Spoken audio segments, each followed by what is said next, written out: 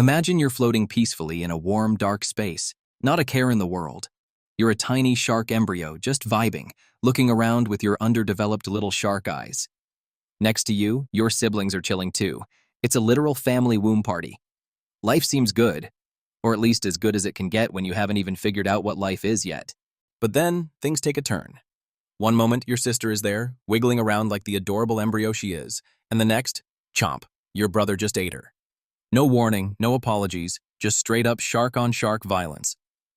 Welcome to the Womb Wars, where sibling rivalry doesn't mean arguing over toys. It means being the toy. Cannibalism in the womb?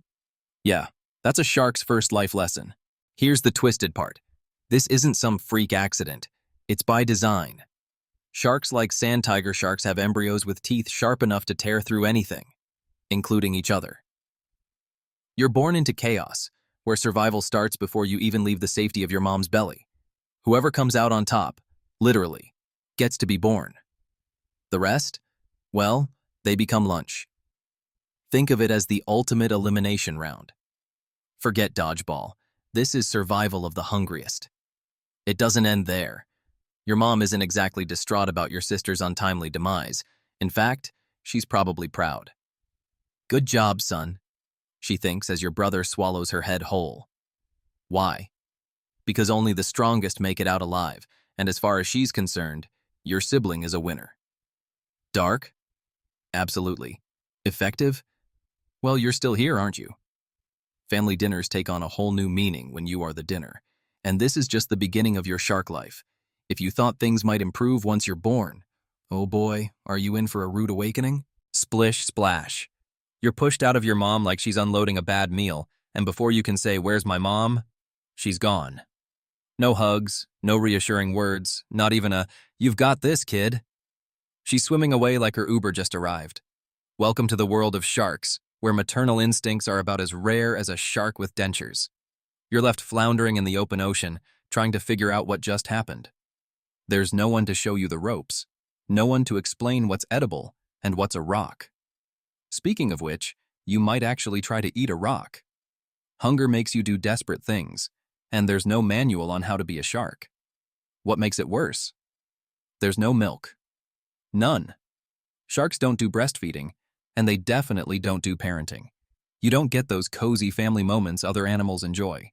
While baby dolphins get to stick with their moms and learn how to swim, you're out here alone, one awkward fin flick away from starving. It's sink or swim, literally. And it's not just the lack of parental guidance that sucks. The whole lonely predator thing kicks in immediately. From day one, you're on your own. No siblings, because you probably ate them. No mom, because she's off doing shark stuff. And definitely no friends. You're like that kid at summer camp who gets dropped off with no supplies and no clue, except there's no camp counselor to save you. Just the open water, filled with things that might eat you before you figure out how to eat them. If that wasn't bad enough, the emotional scars are free. Imagine the therapy bills you'd rack up if you could comprehend how messed up your start to life is.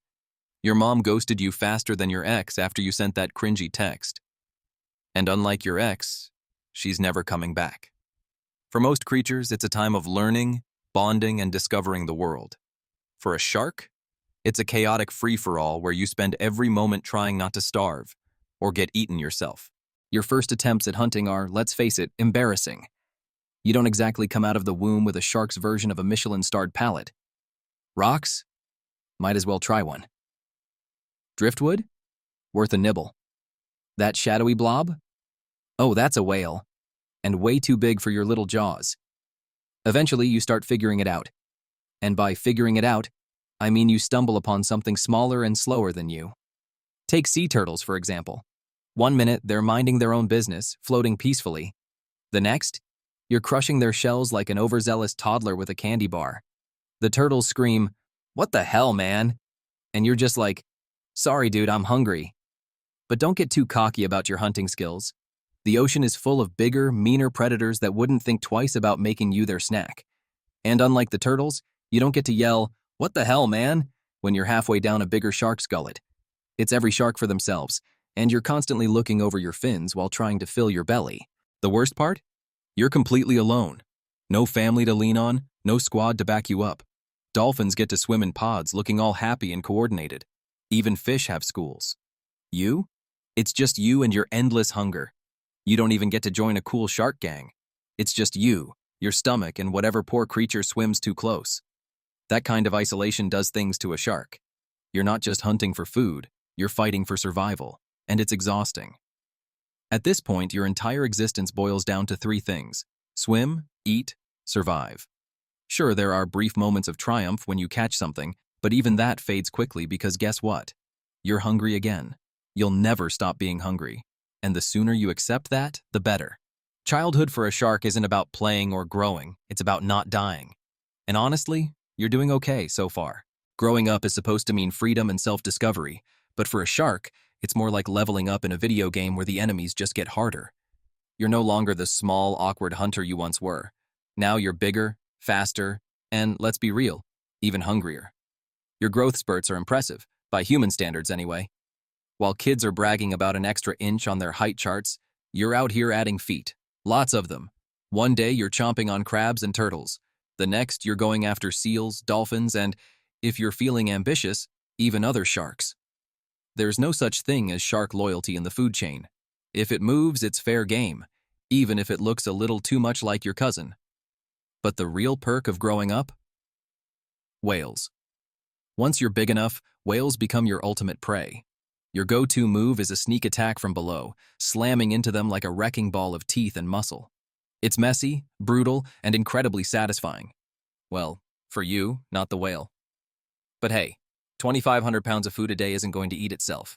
Speaking of teeth, let's talk about your dental situation. Sharks lose teeth like humans lose socks in the laundry. You're constantly shedding and regrowing them, sometimes losing hundreds in a single feeding frenzy. Over your lifetime, you'll cycle through around 40,000 teeth. But don't get too excited.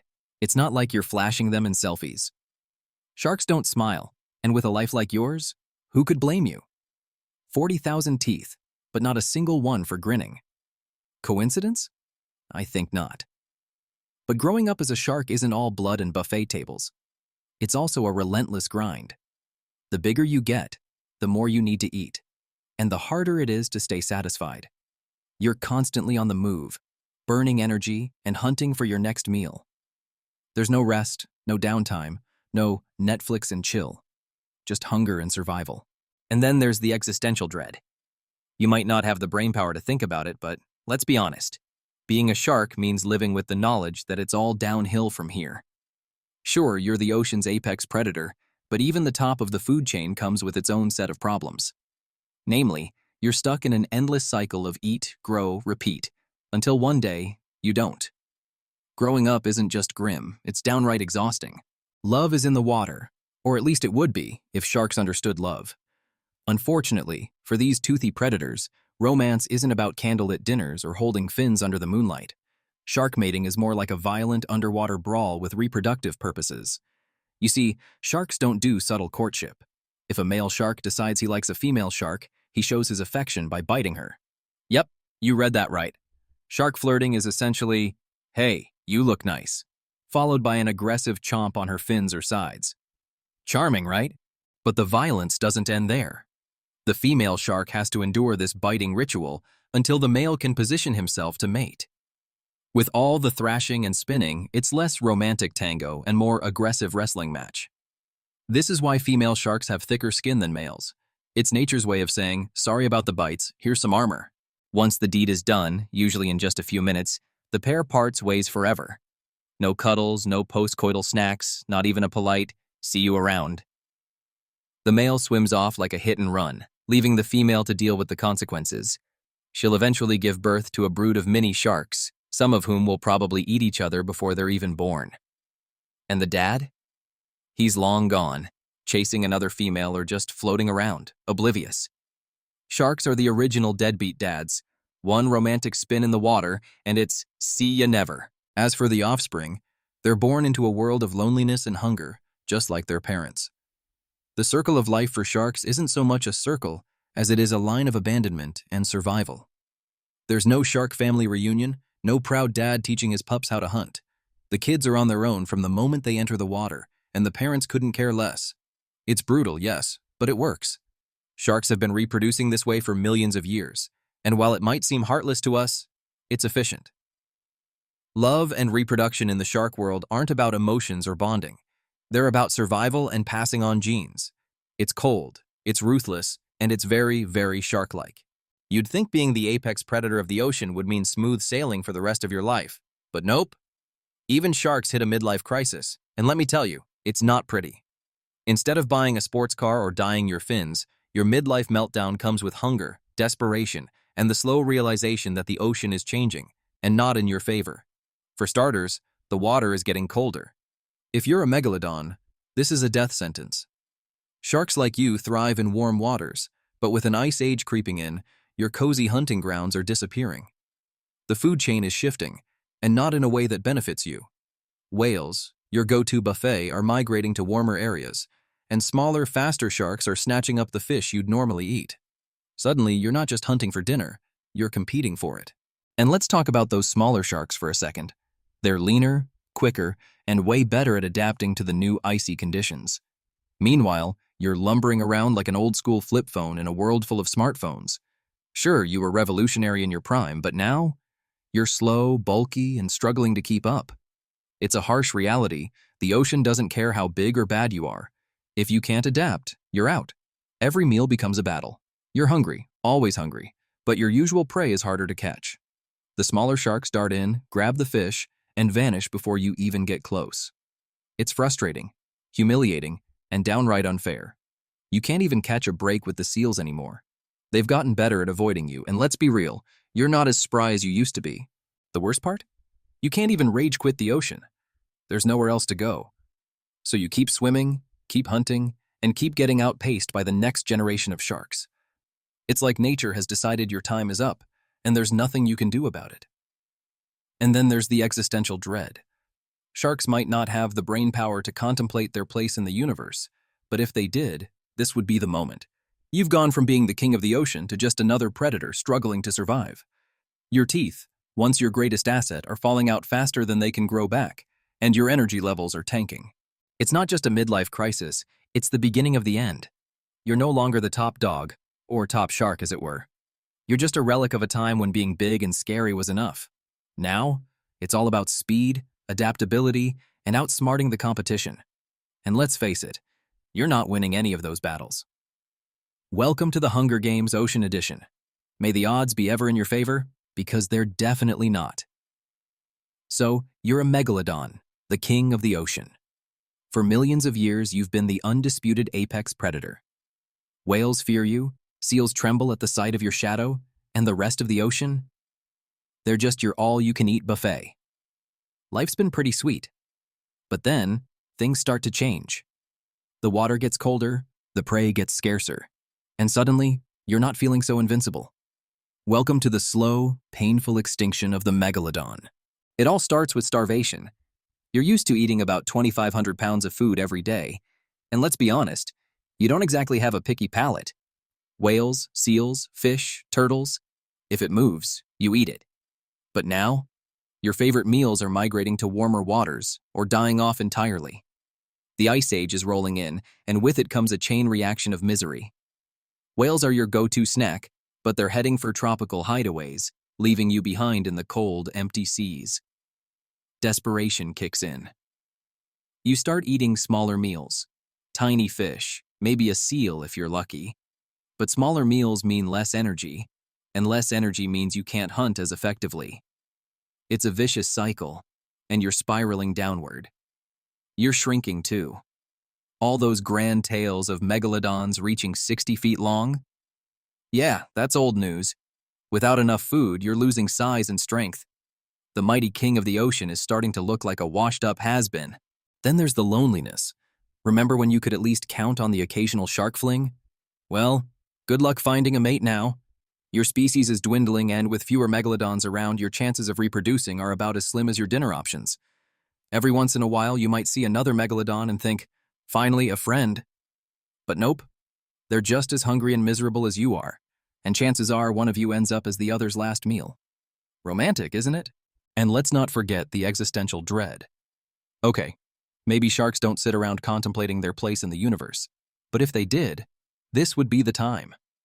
You've gone from ruling the seas to scavenging for scraps. The ocean, once your kingdom, is now a hostile, unforgiving wasteland.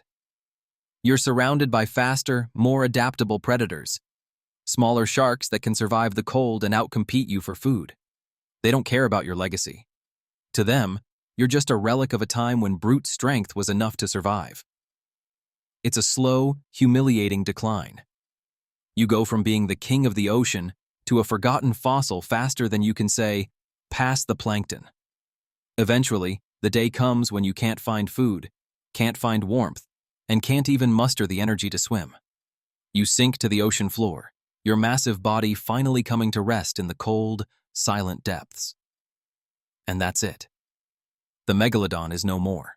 Millions of years later, humans will dig up your teeth and marvel at how terrifying you once were. Little do they know, your final days were less majestic predator and more starving, lonely has-been. R.I.P. Megalodon. You ruled the seas, and now you're a trivia fact for paleontologists. Talk about a glowdown. So there you have it. Being born as a shark is less a life and more a punishment. From sibling cannibalism to being ghosted by your mom, to spending your days eating, hunting, and dodging extinction, it's a non-stop grind. No friends, no hugs, no happy endings, just survival mode until you eventually fail at that too. Sharks don't live. They aggressively avoid dying until the ocean says, "Time's up." So, next time you're whining about your job or bad dates, just remember, it could be worse.